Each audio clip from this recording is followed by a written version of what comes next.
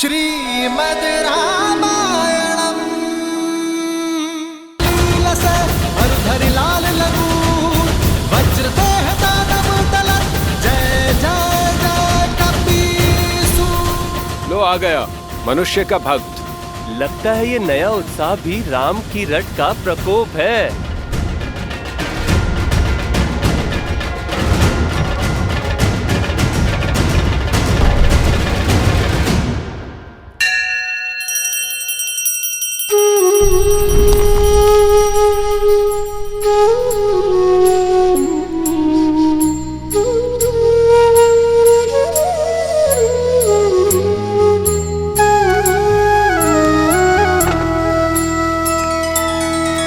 श्री रामचंद्र कृपालु भजु मन हरण भव भय दारुणम् नव कंज लोचन कंज मुख कर कंज पद कंजारुणम् कंदर्प अगणित अमित छवि नव नील नीरज सुंदरम् पट पीत मानहु तडित रुचि सुचि नौमि जनक सुतावरम्। श्री राम श्री राम श्री राम श्री राम श्री राम श्री राम श्री राम श्री राम श्री राम श्री राम श्री राम श्री राम श्री राम श्री राम श्री राम श्री राम।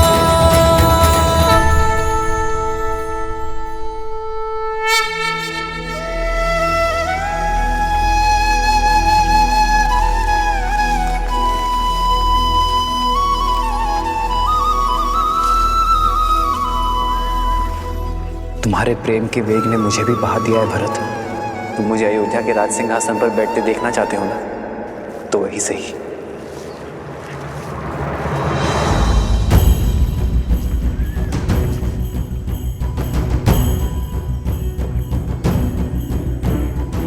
मुझे 14 वर्ष का वनवास काट कर आने दो भरत। उसके बाद मैं तुमसे अयोध्या का राज सिंहासन स्वीकार कर लूंगा। तब तक अयोध्या का भार तुम्हारा हुआ मेरे भाई।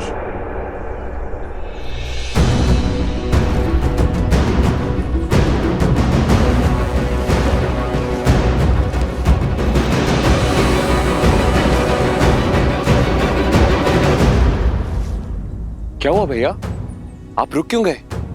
देखिए अयोध्या की सीमा आ गई। इसीलिए तो रुक गया शत्रुघ्न।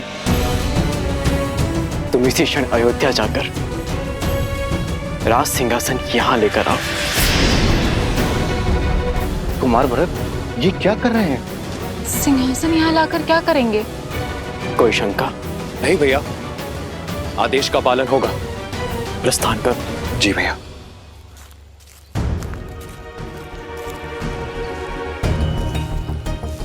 भरत, हम यहाँ क्यों खड़े हैं?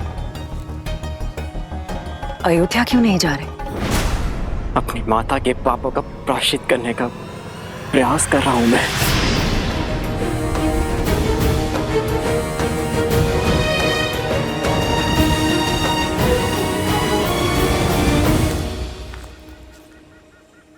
पुत्र, अब पादुकाएं नीचे रख दो। कब से ऐसे ही हो? कुछ क्षण सांस ले लो और मुझे बताओ, उलझन क्या है? नहीं माता, ये पादुकाएं मैं नीचे नहीं रख सकता। मेरे राम भैया की ये पादुकाएं भरत के जीवित रहते तो भूमि पर नहीं रखी जाएगी। इन्हें इनके उचित स्थान पर रखना होगा। उसके पश्चात मैं आपसे जी भर के वार्तालाप कर सकता हूं, किंतु इस क्षण नहीं।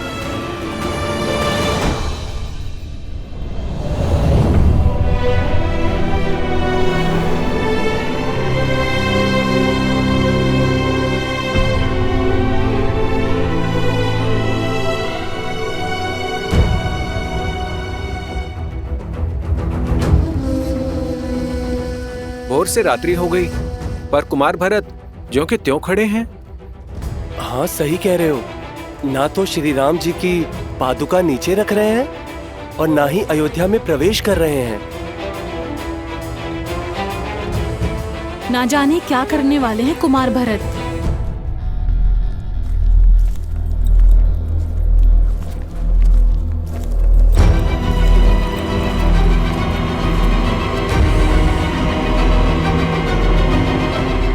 सिंहासन आ गया भैया। इस राज सिंहासन को यहां रख दो शत्रुघ्न। मेरे राम भैया ने यहीं से माटी उठाई थी।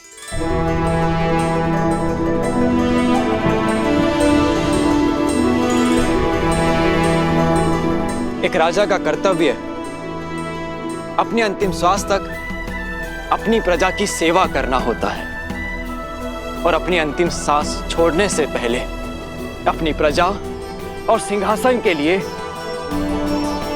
एक सर्वश्रेष्ठ उत्तराधिकारी चुनना होता है। मेरे पिताश्री महाराज दशरथ ने इस सिंहासन के लिए सर्वश्रेष्ठ उत्तराधिकारी मेरे भैया राम को चुना है और वही सदैव अयोध्या के राजा रहेंगे।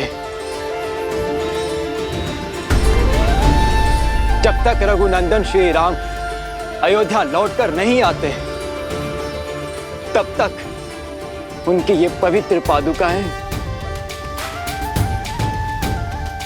इस राज सिंहासन की शोभा बढ़ाती रहेंगी।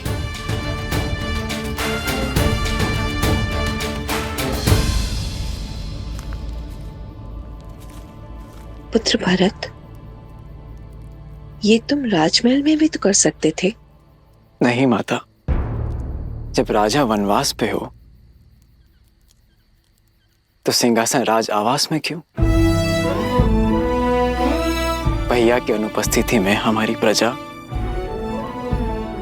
मुझे राजा समझने की भूल कर सकती है। और माता, मैं भी तो एक साधारण मनुष्य ही हूं। अयोध्या में रहते हुए, वहां का राजकाज करते हुए, यदि एक क्षण के लिए भी मेरे मन में राजा होने का विचार आया तो मुझे तो नरक में भी स्थान नहीं मिलेगा माता। और इसीलिए मैंने निर्णय लिया है कि जब तक मेरे राम भैया लौट कर नहीं आते तब तक मैं भी अयोध्या में पग नहीं धरूंगा।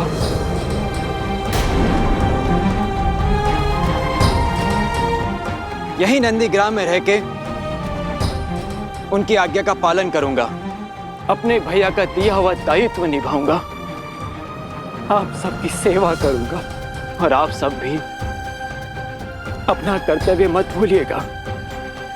मत भूलिएगा कि अयोध्या पर केवल हमारे श्री राम का अधिकार है और मैं अयोध्या अपने महाराज के साथ ही लौटूंगा 14 वर्षों के बाद।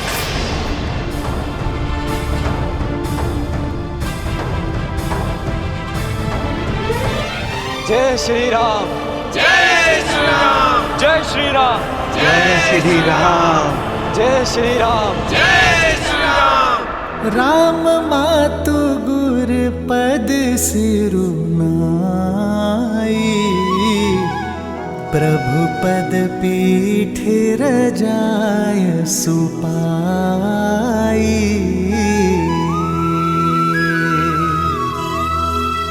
नंदी गाँव करी परन कुटीरा,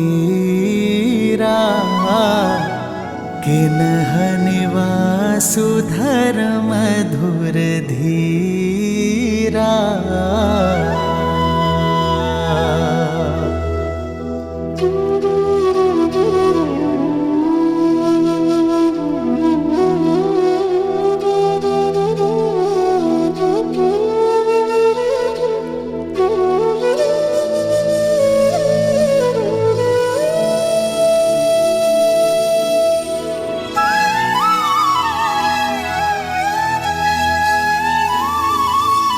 मैं यहाँ अयोध्या के बाहर नंदीग्राम में रह के राजकाज संभालूंगा और शत्रुघ्न तुम अयोध्या के अंदर रहकर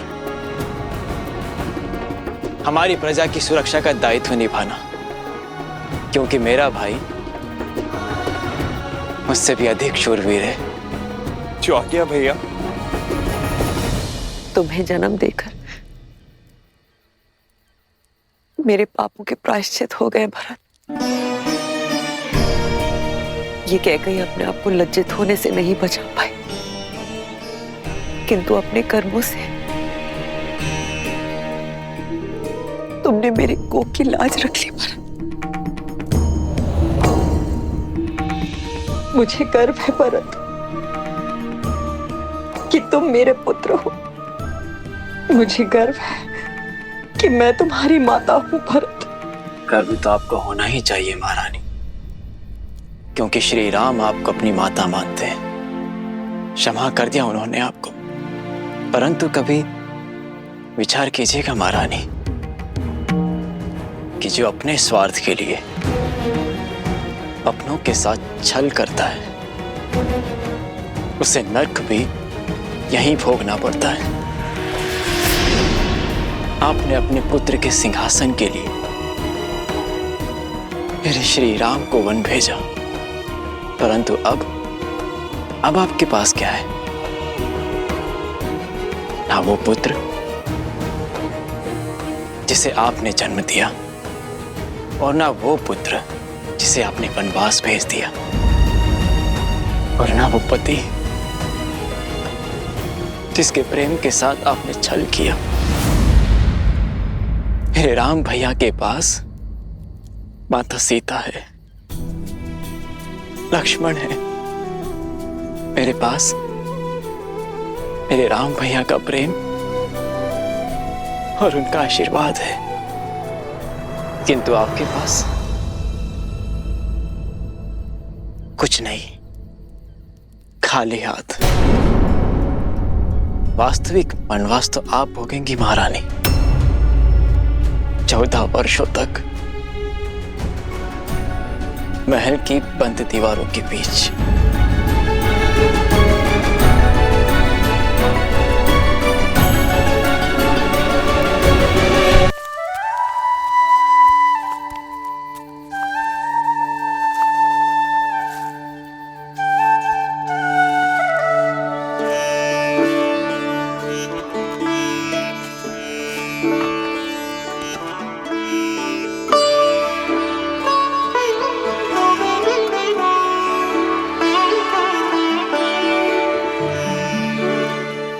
लक्ष्मण भैया को देखा, बात कीजिए ना उनसे यार।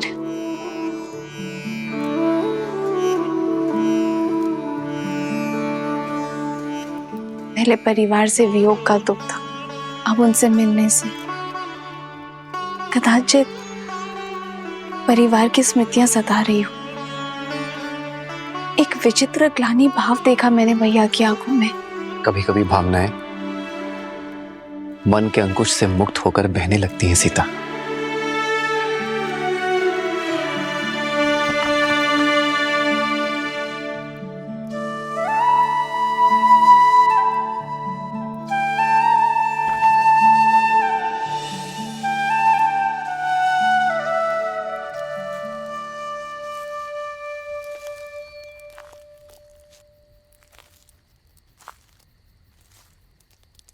बैठो लक्ष्मण, बैठो।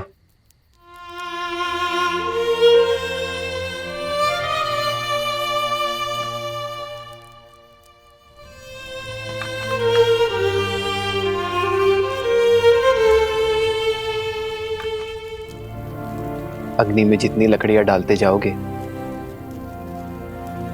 वो उतनी ही भड़कती जाएगी लक्ष्मण।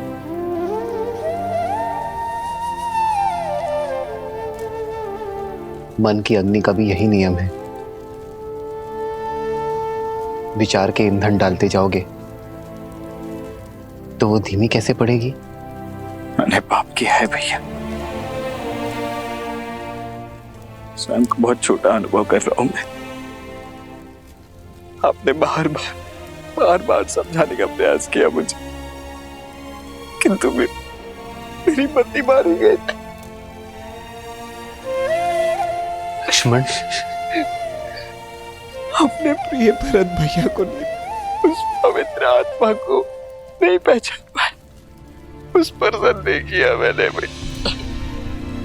स्वयं को अत्यंत मलिन कर लिया है मैंने भैया। मैं स्वयं को क्षमा नहीं कर पा रहा हूं।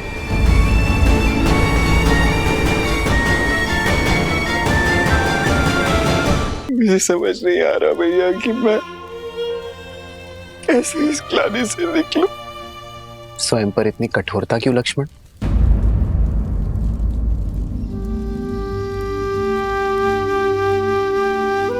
मेरे भाई ने कोई पाप नहीं किया है। तुमने भरत को हानि नहीं पहुंचाई है लक्ष्मण, बस मेरी रक्षा की है। और जिसके मन में रक्षा का भाव होता है वो मलिन हो ही नहीं सकता। ऐसी स्थिति, ऐसी परिस्थितियां ही तो हमें मनुष्य होने का आभास देती हैं लक्ष्मण। हमें बताती है कि हम सदैव उचित नहीं हो सकते। सीख देती है कि सोच समझकर, परिणाम विचार करके, शांत मन से निर्णय लेना यही जीवन है। भैया, भैया आप बस मुझे क्षमा कर दीजिए, बस एक बार मुझे क्षमा कर दीजिए। मैं आपको आश्वासन देता हूँ कि इसके पश्चात मैं श्रेष्ठ होने का पूर्ण प्रयास करूंगा भैया। आपकी भांति बनने का पूरा प्रयास करूंगा भैया। आप बस इसी प्रकार मेरा मार्गदर्शन करते रहिए। आदेश दीजिए मुझे भैया, मैं आपके किसी आदेश का उल्लंघन नहीं करूंगा, कभी नहीं करूंगा भैया। लक्ष्मण शांत हो जाओ। क्षमा मांगने की कोई आवश्यकता नहीं है तुम्हें लक्ष्मण। चित्रकूट रुकने का हमारा प्रयोजन सिद्ध हुआ लक्ष्मण। अब नहीं तुम्हारे मन में कोई मलिनता है और ना भरत के मन में कोई ग्लानि। अब हम निश्चिंत होकर अपना कर्तव्य पालन कर सकते हैं। हमें दंडकारण्य चलना चाहिए लक्ष्मण। तुम्हें स्मरण है ना, महर्षियों ने हमसे सहायता मांगी है। जी भैया। बस हम शीघ्र ही दंडकारण्य की ओर प्रस्थान करेंगे।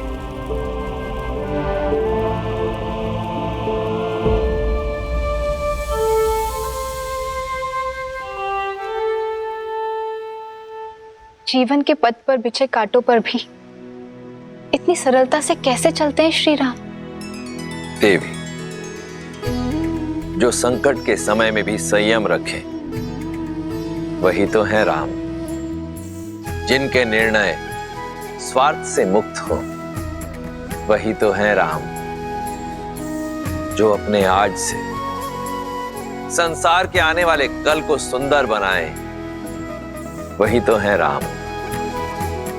जो अपने कर्म, अपने चरित्र से मर्यादा को परिभाषित करे परंतु स्वयं फिर भी सरल रहे वही तो है मर्यादा पुरुषोत्तम श्री राम। जब मेघ अपने भीतर भरे जल का स्वार्थ छोड़ उसे भूमि पर बरसाने के लिए सज्ज हो जाए तभी तो प्रकृति खिलती है। उसी प्रकार जब जब कोई मनुष्य अपने हित की चिंता छोड़ संसार के हित के विषय में सोचेगा, अपने कर्मों और चयन को समाज के उत्थान के साथ जोड़ेगा, तब तब उस मनुष्य के चरित्र में स्वयं श्री राम के चरित्र का पदार्पण होगा। जय श्री राम। जय श्री राम। अंजनी पुत्र की जय हो। सेनापति हनुमान, भारी संकट आन पड़ा है, आपकी आवश्यकता है।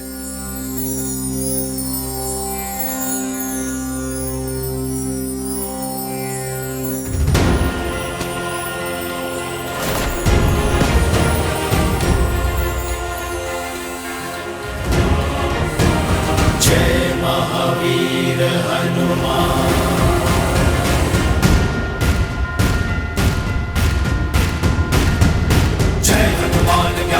सागर जय कपीस तिहु लोक उजागर रामदूत अतुलित बलधामा अंजनी पुत्र पवन सुत नामा। राम दुआरे तुम रखवारे होत न आज्ञा बिनु पैसारी। आपन तेज समारो आपै तीनों लोक हाथ तेरे गाहे।